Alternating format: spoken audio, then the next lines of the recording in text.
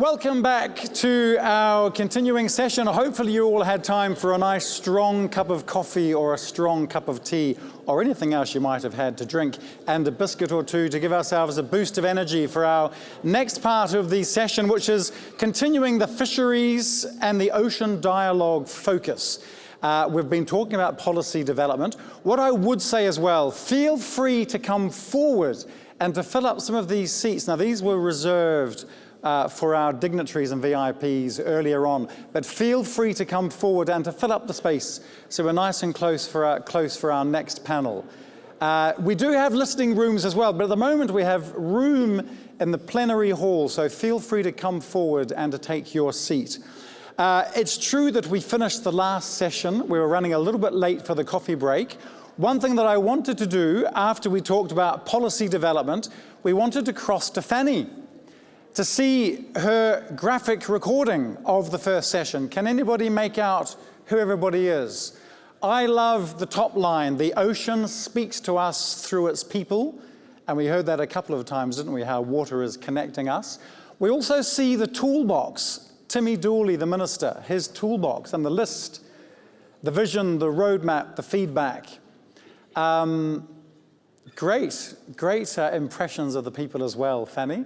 What else stands for you? If I had a magic wand, I'm very pleased to see that that got in there as well, because wouldn't we all like to have a magic wand to find these magical solutions we're looking for?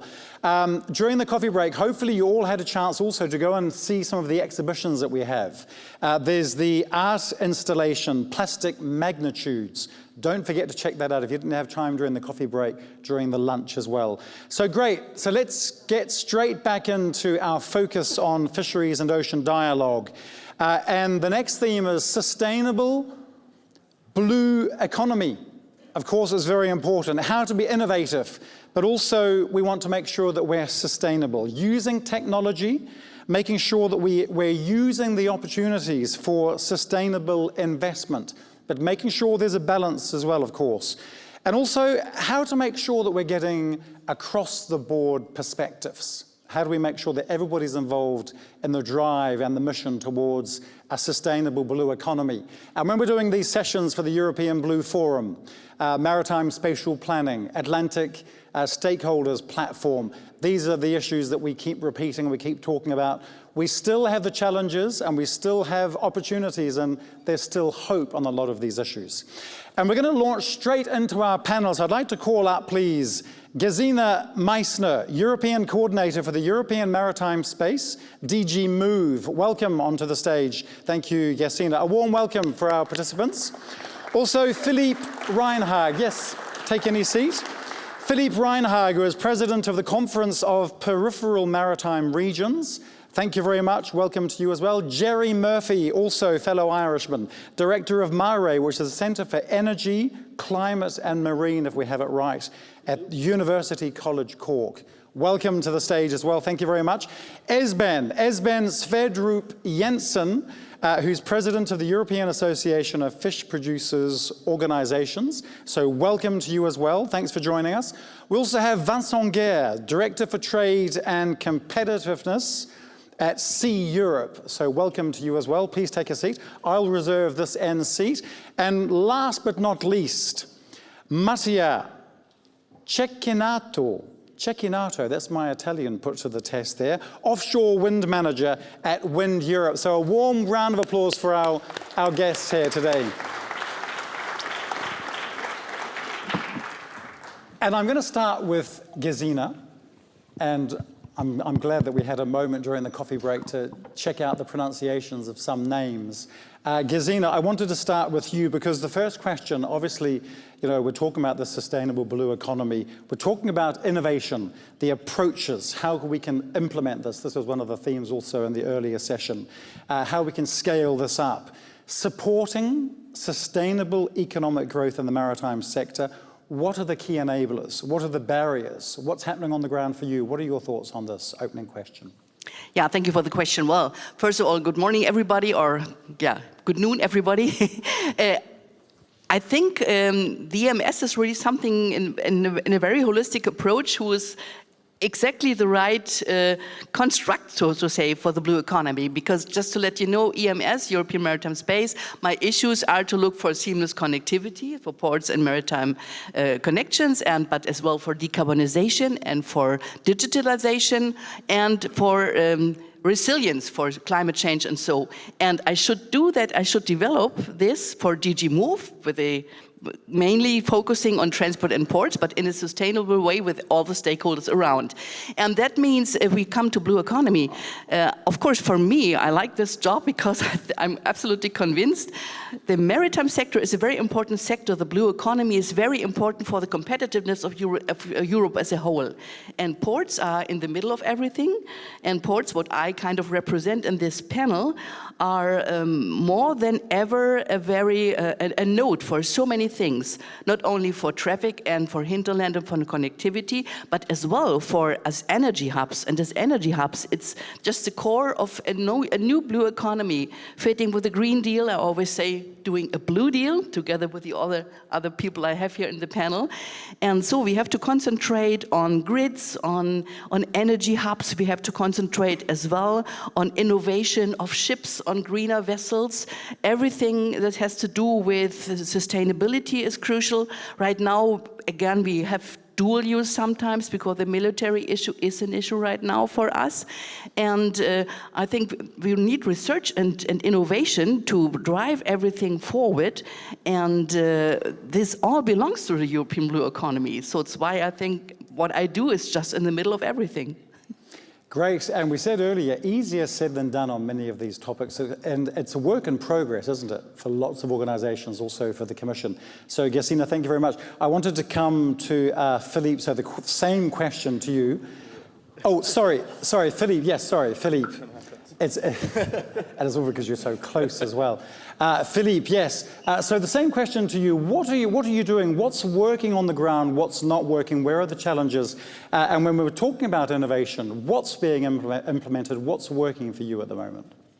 Thank you, and thank you also for your opening remarks. I was now maybe formally an instructor in free diving, so I like going down into depth. And a really excellent panel in discussing this. For those of you not knowing the CPMR, we are gathering some 150 coastal and maritime regions in Europe and beyond. So we are representing the regional perspectives, and I would stress first and foremost that regional governments, we are most often directly responsible for the economic development in our regions, and we have the position that we sit at the intersection between innovation, infrastructure and sustainability, but also our citizens.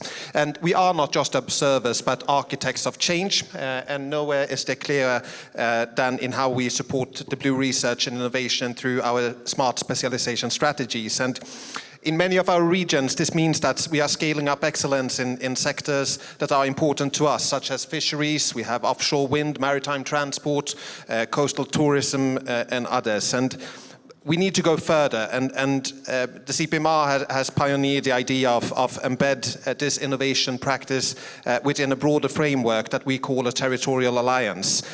We need to cluster and creating long-term place-based collaborations where the regional authorities, ports, clusters, universities, businesses, banks, public and private sectors work hand in hand under a shared vision. So with the Oceans Pact, we are now trying to sort of have the horizontal perspectives being merged, but we believe that we really need to address also the vertical perspectives to have the shared management between the European institutions and all the way down to municipalities and local authorities. We need to connect the different stakeholders in all of this. And we have some great examples from our member regions. Let me just illustrate with a couple of those. For example, in Galicia, the region's strategy to modernize its fishing and aquaculture sectors have been closely connected to the university and the academia, but also with the port. And we have members in Denmark, in Nordjylland, I would say, being Swedish, but Nordjylland, working very intensely on hydrogen production, port logistics, and offshore wind manufacturing. Puglia, where we held our general political bureau, just recently, have excellent examples on innovation in the blue sectors, linking renewable energy and value chains in pharmaceuticals and algae-based productions. Finland, a great nation of maritime engineering, is building clusters between their different actors working on shipbuilding, engineering, etc. So we really need to set the framework where all of these actors can work together. And this represents a pattern of regions being in the forefront, going ahead. So I think that we really need to gather and get this comprehensive framework where we are not sort of herding cats, but rather work in a common vision. And I very much enjoyed MEP Clarchau's that we need to have an act, not just a pact. But for that we need a clear vision. Act, not just the pact. Great. Thank you very much, Philippe. Let's go to Jerry as well. Also, perhaps, Jerry, bringing in this concept of, what are the areas of support that we need? What areas of coordination do we need to make sure that we have a boost in the sector and that it's all working? Jerry. One of the huge challenges we have is net zero. And net zero goes far, far beyond electricity. I mean, electricity is responsible for about 20% of energy, and we've fertilizer, we've aviation, we've shipping. So they're huge challenges, and I suppose one of the things we're very interested in is when we get renewable electricity at a very, very large scale, and in Ireland, we have a target of 5 gigawatts of offshore wind by 2030, another 2 gigawatts of private wire, that's 7 gigawatts. That's 467 Eiffel Tower type structures in the ocean by 2030. And what's interesting is that Ireland as an island has never used more than 6 gigawatts of electricity, and we're going to auction 17 gigawatts. So we're auctioning electricity far in advance of the electrical demand of the country. And this, to me, is where the ports become really, really interesting. We need to invest in our ports. They need to be able to allow the wind infrastructure, but further we need to have, we need to start making fuels for shipping, for aviation. The target for shipping is to have 70% decarbonisation of fuels by 2040, and that's a huge ask. And what we're looking at is offshore wind, making hydrogen, and fuels are hydrocarbons, so you need to have renewable carbon dioxide and renewable hydrogen. So we see these lovely energy values. So in Cork, for example, we have a very large distillery, lots of biogenic CO2. So we need that distillery working with the electrolyzer so that we can make renewable hydrocarbons, and that will be fuels of the future. It's also the chemical industry, which is very important in Cork. Methanol is the precursor to a lot of our chemicals. So we're very, very interested in our harbour, the second largest natural harbour on the planet, being a source of green innovation, green chemistry, green fuels. We're very, very lucky as well in that in the harbour we've lots of very good industries like Irvine Oil, gas network. So we could see and would hope to see in 2035 onwards that we are producing green fuels. What's also of great interest is we have an old gas field off the harbour, and that can be a place, number one, we could store hydrogen. Number two, if there's extra carbon dioxide from industry, we can put it into the gas field and sequester it. So we just see beautiful opportunities associated with net zero in our harbour, and ensuring that industries that set up in the harbour are net zero. The last one we're looking at is fertiliser production. Again, we need fertiliser is NH3. The H3 comes from offshore wind, N comes out of the atmosphere. We have a 200-acre site that's lying vacant. We would love to make a green fertiliser site.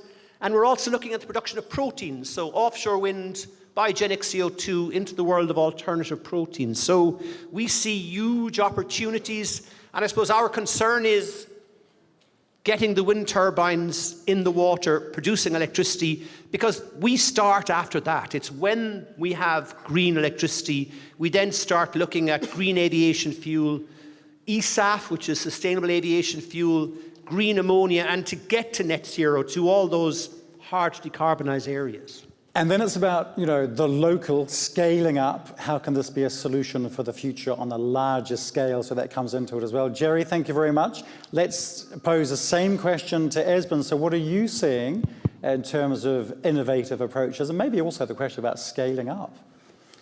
Well, first of all, thank you very much for the invitation to speak on behalf of the fishing community here. In IAPO, we represent more than 4,000 vessel owners across Northern Europe. Fisheries is everywhere in the blue economy, and you just need to walk down to the port here and see the variety of different types of vessels, different types of gear at all sort of levels within the coastal zone out far into the Atlantic. We're customers in the ports. We are supplying the seafood sector. We're everywhere in the blue economy. We have great ambitions in terms of innovation and so on, but at the same time, we can see the dilemma, and I think that anybody in the audience can see the dilemma when we speak about thousands of windmills in the ocean. I think the seafood sector in general, or the fishing communities, is very keen on wind energy, as long as it's based on land. When it's placed in the ocean, we open up potential conflicts. We want to drive our boats on green fuels, but we understand the complexity when those fuels are generated in the oceans where we operate. And that's why the need for coherence in policy, but also for greater stakeholder collaboration is so important. And I'm happy that this was mentioned already here, but also by the Commissioner and other dignitaries. Absolutely key. We have great experience within the fishing community of stakeholder involvement. 20 years of advisory councils working together, bringing the fishing industry, the processors, the NGO community together in designing and advising the Commission, member states, the European Parliament. We need to build similar stakeholder structures within the blue economy to make sure that we are coherent in what we do, but also in order to share let's say, our knowledge and the possibilities of innovation, of growth. So similar structures need to be in place, and I think the Ocean Pact is an excellent vehicle for bringing together stakeholders from across the blue economy. Thank you. Okay, Esben, thanks very much. And now we come to Vincent. I hope Fanny's made the difference between our guests to make sure that we're not mixing them up. It'd be very strange indeed. We have 3 pairs of glasses as well. Listen, this question, and we mentioned financing. What do we need to be doing to be making sure that it's aligned when it comes to public-private financing? How can we actually get the funding, make the right investments to make sure that we're pushing these goals for a sustainable blue economy? Thank you, Seamus, and good afternoon, everyone. We're talking about investment. What do we need? Well, we need an investment plan and we need money. Do we have any of those? It's what we have to discuss here. And the blue economy is just not nice technologies floating in water. It's also industrial supply chains, manufacturing, shipyards that build them and maintain them, and which are serving for competitiveness of the entire business, also for decarbonization, and also for security with dual-use technologies, and also for building naval ships, which are also using the same supply chains. So all this costs a lot. We need a strategic plan, but in fact, we can already see one in what the Commission has come up with the Clean Industrial Deal. It's very simple what it says. It says first, we have to identify our lead markets. What are there in the blue economy? We have many of them. And just read the Draghi report, it's very clear what they are. We are leaders in clean tech, in advanced maritime engineering and manufacturing. But there are some markets that we can also reclaim. MEP Clergeau mentioned the green ferries. It's also mentioned in the Draghi report. This requires investment. We have also for transport of energy, and we have also all the cluster for offshore renewable energies.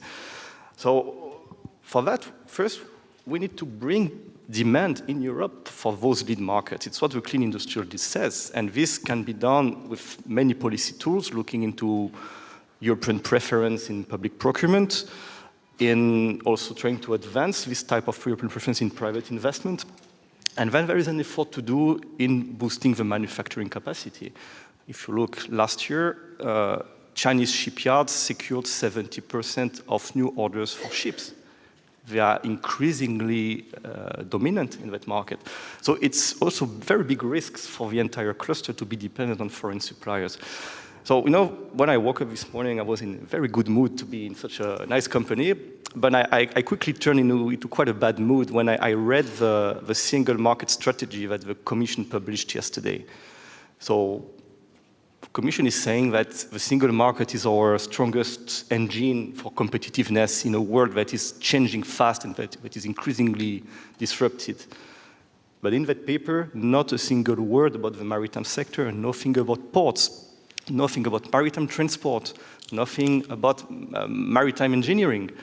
So it's a bit confusing. And I really hope the Oceans Pact would be more ambitious than that.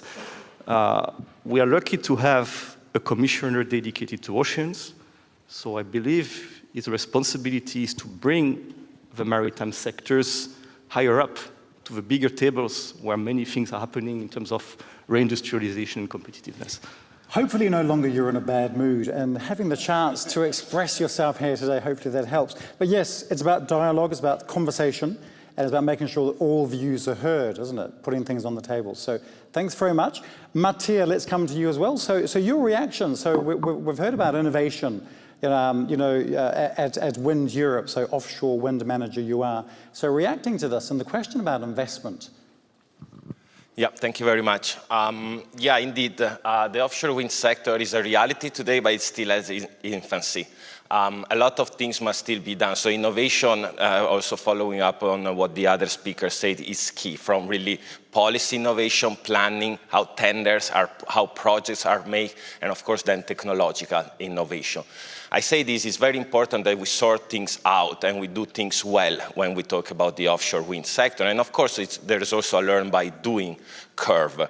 I guess the message also when we talk about mobilizing finance is that indeed when things are done well, the finance, at least from the private sector, will come. Now, building a wind farm today is quite risky. Prices have gone up and we're starting seeing some tenders failing even. But we also see many governments being pretty swift in reacting and taking upon some of the risks that might come from the development and the financing on offshore wind farms. So the key message here is really that developing offshore wind is really a joint effort between governments, between the wind industry, and now, of course, also, well, now, there has always been also with the other sector, because it's not only getting the components and the logistic services that we need, meaning expanding the manufacturing and servicing capacity for producing the turbines, for installing them, for catering all the components at ports, for example. But it's also a matter of do things well and do things collaborating with the other sector. We are kind of the least arrived at sea, and this is also, it's kind of a duty for the sector to talk with the others and to find solutions that can work for everybody. And that's why we have a lot of hope also for the Ocean Pact, because the policy coherence, of course, it's key, but it's also a matter of getting the right stakeholders in the right place, make them talk, make them share each other's needs, so to understand what can be agreed and what kind of balance can be struck to have everybody on board and also kind of do things as they should. So also about the support being provided on many different levels, at the local level, at the European level, at the national level. Does anybody want to come in and react to something that we've heard so far? Because there are a lot of different perspectives from a lot of different sectors.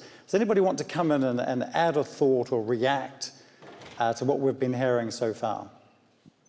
Yes, yes, maybe. Well, I didn't say much about energy because I knew that energy is a topic for Jerry, is a topic for Mattia. I just wanted to come back to this energy problem because, of course, for decarbonization, it's crucial to have new energy.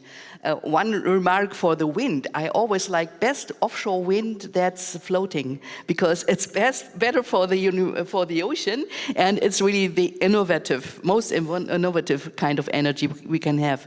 Besides, well, of course, it's so important to discuss the hen and egg problem. I'm always together with ports and ship owners, and they say, if I build a ship right now, a new ship, it shall have the right energy in 20 years. What will be the right energy in 20 years? So it's very important to connect with innovation research and with all those prognoses. And the ports have to be ready to develop the right energy. So that is really a difficult issue. We discussed it. I think we are in a good extent already coming forward.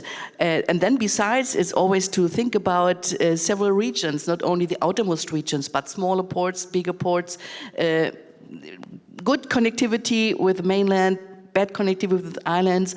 Maybe the money, of course, is another thing. And there I could say that in Horizon Europe we have 530 million, especially for the zero emission of the waterborne sector. That's something very good. And it's not enough, for sure, but it should be used wisely. It's just something I could add maybe for the energy thing, because it's so important. Yeah. Okay, anybody else wanted to jump in here? Esben, yes? Yeah, maybe just very briefly. Like I said before, I mean, the fishing sector has an enormous potential if we can transition into green technologies. Fish don't need any electricity or any feed or anything. So basically, the day that we run our engines on a carbon neutral fuel, we have a carbon neutral end product to the consumers. And I strongly believe that there will be a demand for that in the future. But just like anybody here who's considering buying an electric car, the fishing community, of course, has the exact same considerations when thinking about this. What is the price? How far can I go? Where can I charge my vehicle? All of these considerations are exactly the same for our sector. Right, so is the technology, are the fuels available in the ports? Is the technology available, feasible financially for our sector? So those exactly the same considerations that you might have when buying your next car are the kind of considerations that the fishing community is in right now. The thing is just right now, the alternatives are not there. The infrastructure is not in place at the moment. Hopefully, very soon, it will be, and we can start with the first sort of, let's say, pilot projects when it comes to green fishing vessels. Okay, Vincent, you wanted to react to that, and then Philippe. Thank you. Indeed, it's about building business cases. And we are in a transition that is not always natural for the markets, which is largely driven by policy. So let's go back to what I mentioned on the lead markets, and specifically on the green ferries. You know, what we would need here is to bring together the investors, the builders of those ships, and those who would operate them, to define together the requirements. We could think, let's say, build a green corridor somewhere in Europe. We select a sea basin that could be a pilot. We look into the infrastructure, into charging stations, and we bring the necessary investment. And for that, we could use tools that have proven effective in other sectors, like typically industrial alliances. They exist for hydrogen, for batteries, for semiconductors, for all kinds of big sectors. And the maritime sector is a big sector and needs to have the same tools. And then it's what is making the market? Is it the price? Is it the efficiency? Is it the circularity? There's plenty of things that we need to discuss. And also, there's quite a lot of money available. Think about all the revenues generated by the emission trading system. But now shipping is not paying into that. This should flow back to the maritime economy. Currently, it's not always the case. So we have to use that, and we have to use that for fisheries, for having a renewal plan based on clean energy, for offshore as well. So we can replicate that formula in many strategic lead markets. And then it's about the format, isn't it? And how, what does the form of the collaboration take? How do we get people together, make sure that there is dialogue and conversation going on? Philippe as well. And I think as regions, I mean, we are dependent on the energy sector, we are dependent on fisheries, on the maritime industrial sector, and all of those. And that is why we very much welcome the initiative of the Oceans Pact. because we think this can sort of shape the comprehensive framework on given the long-term playing field and also the possibility of leveling the playing field for maritime regions. And I think it's important now that we sort of shape this horizontal and vertical perspectives and also shape the governance of the Oceans Pact.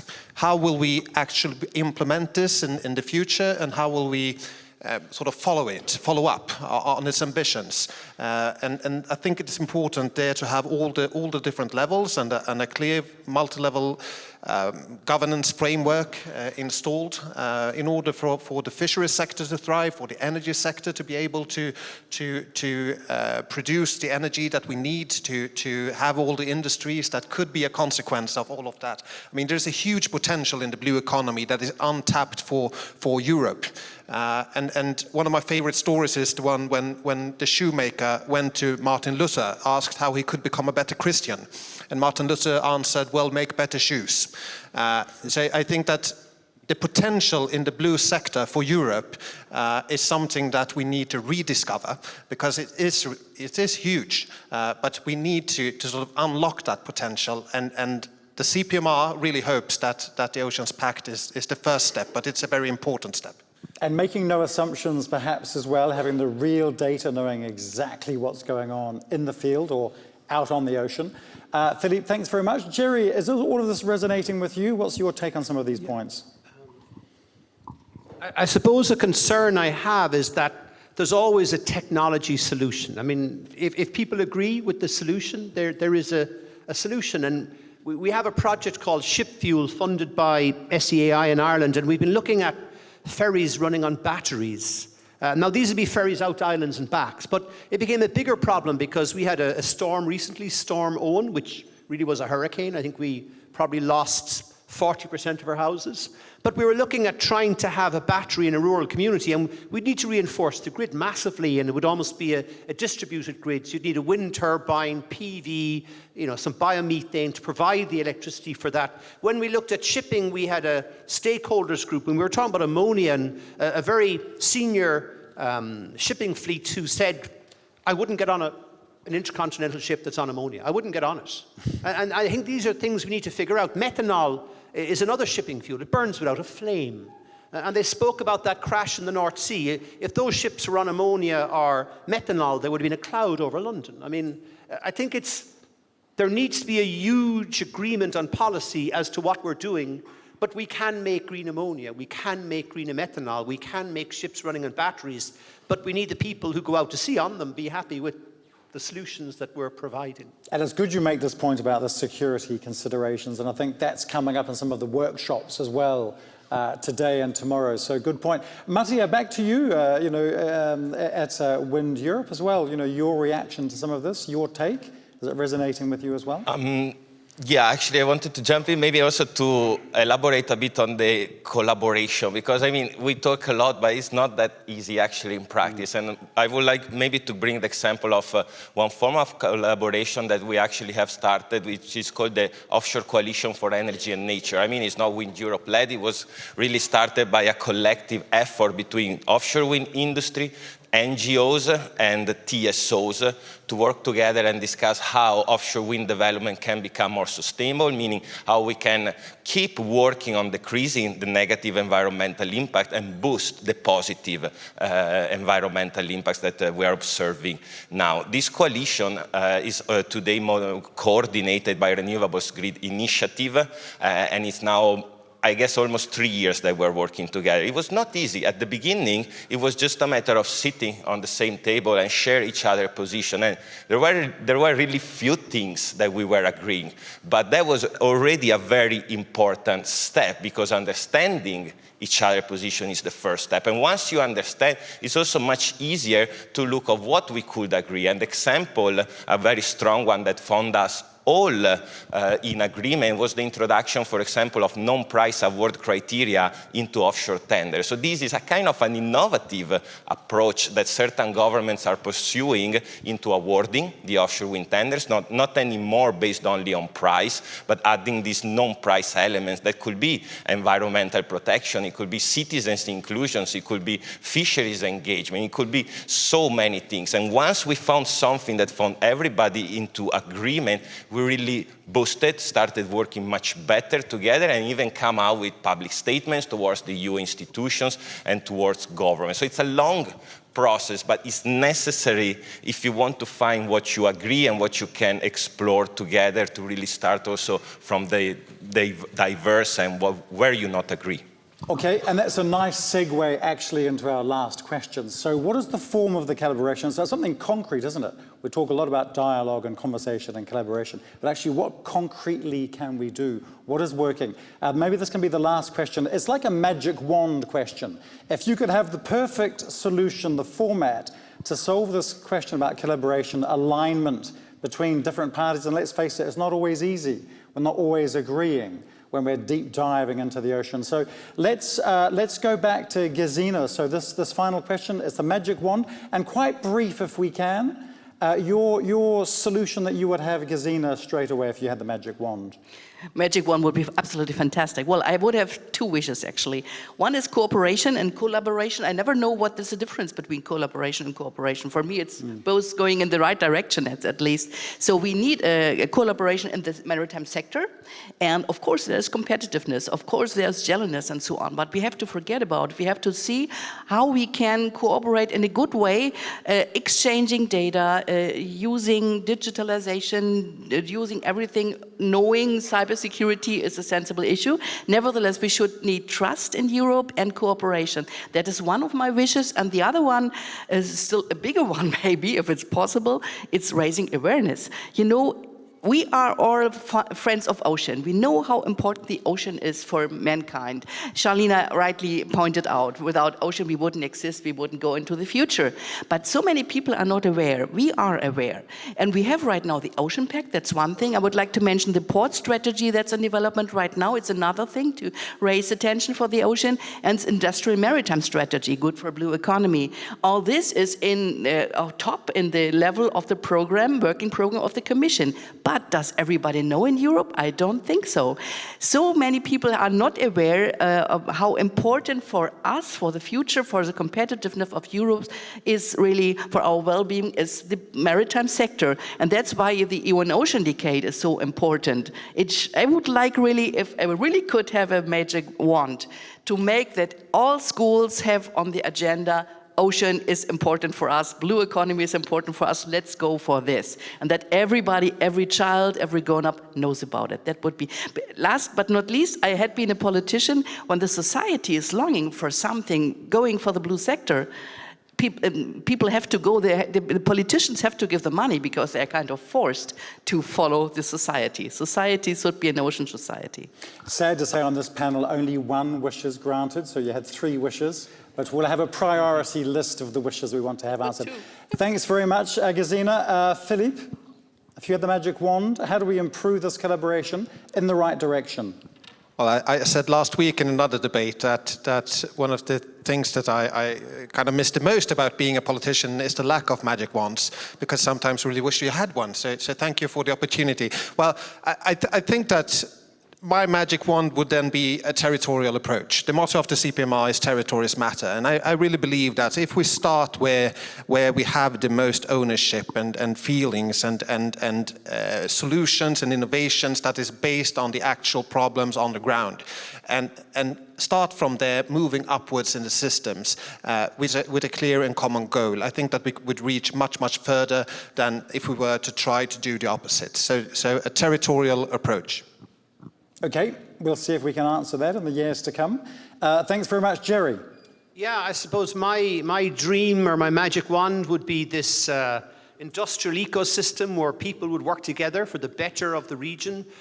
We have a challenge in Cork. We have probably 1 gigawatt of private wire coming into Cork. Cork has never used more than 300 megawatts. So there is a challenge. Here's a huge amount of electricity that's coming ashore. You know, do we have ship to shore to power ships when they're docked in the harbour? Do we have data centres? Do we make methanol for shipping? Do we make green ammonia?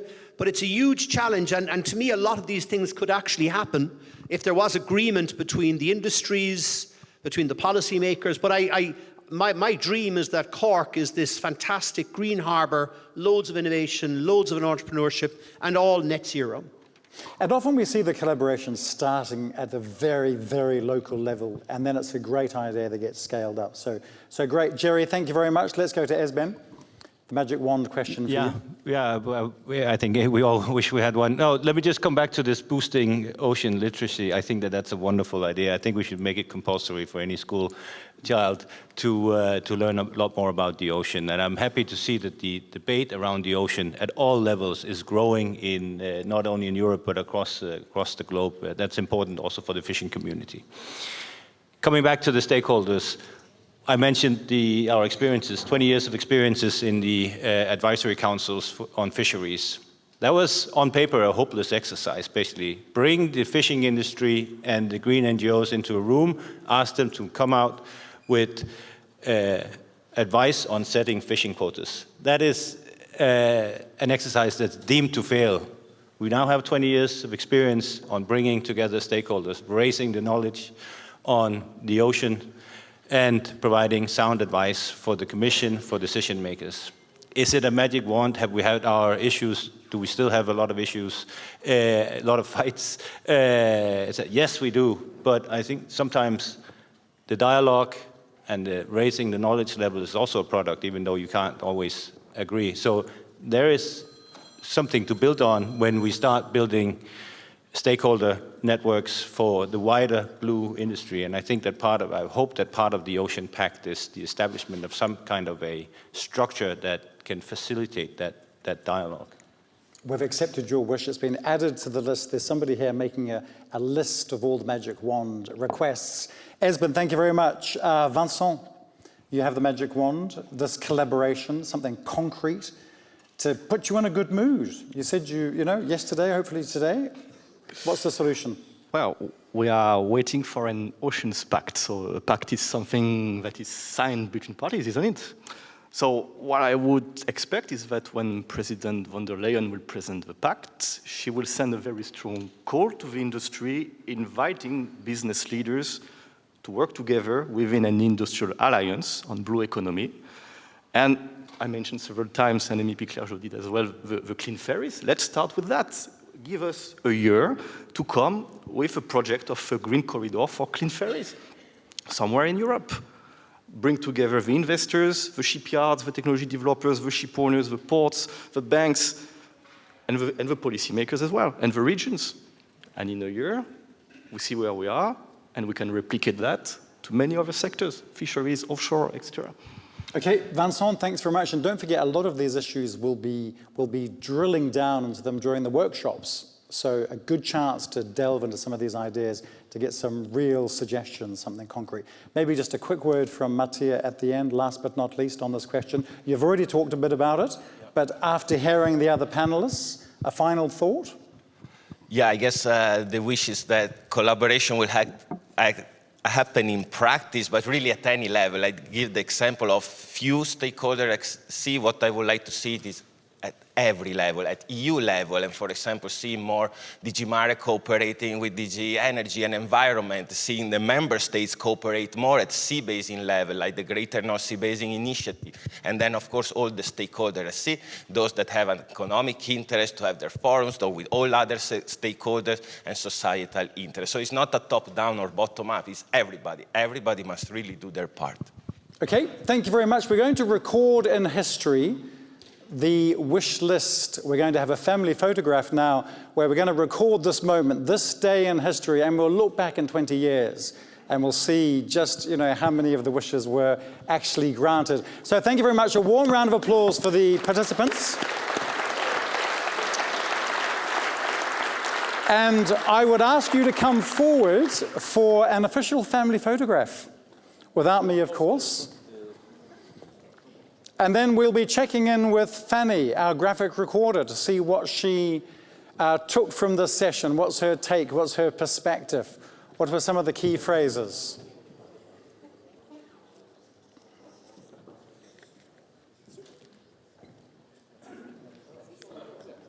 Also a chance for a selfie if anybody wants to take some amateur footage on their mobile phone.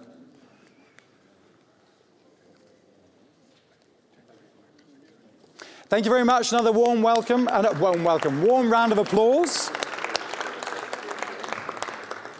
And let's go to Fanny to find out what is her graphical drawing. I don't know if Fanny is ready. Some last final...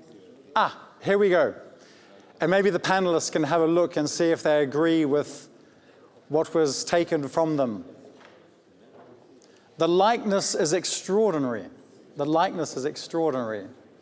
A huge potential to unlock. It's the same consideration as when you want to buy an electric car. We're waiting for the Ocean Pact, of course, very soon. Ports are essential as energy hubs. Yes, and I see that one of the workshop sessions is blue energy. So great. So thank you very much, Fanny. A round of applause for Fanny for this perspective.